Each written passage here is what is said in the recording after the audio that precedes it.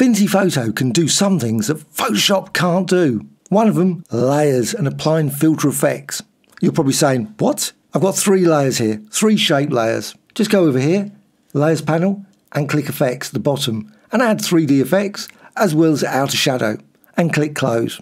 Then go to the layer, and down to Rasterize, and click Rasterize. You've now got 3 pixel layers. You can now go to Filters, and Distort and Deform, or many of the other filters.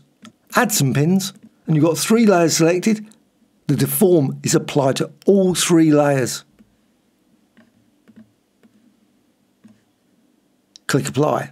You may find when you're applying this that sometimes it takes a long time to process, depending on the complexity of the layer.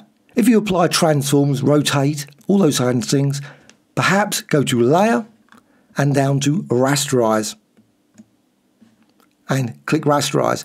That seems to remove some of the delay. So Filters and Repeat Deform, and you can distort it again, create even more unusual shapes. They're still independent, so you can select this pixel layer and you can reposition it. You can rotate it.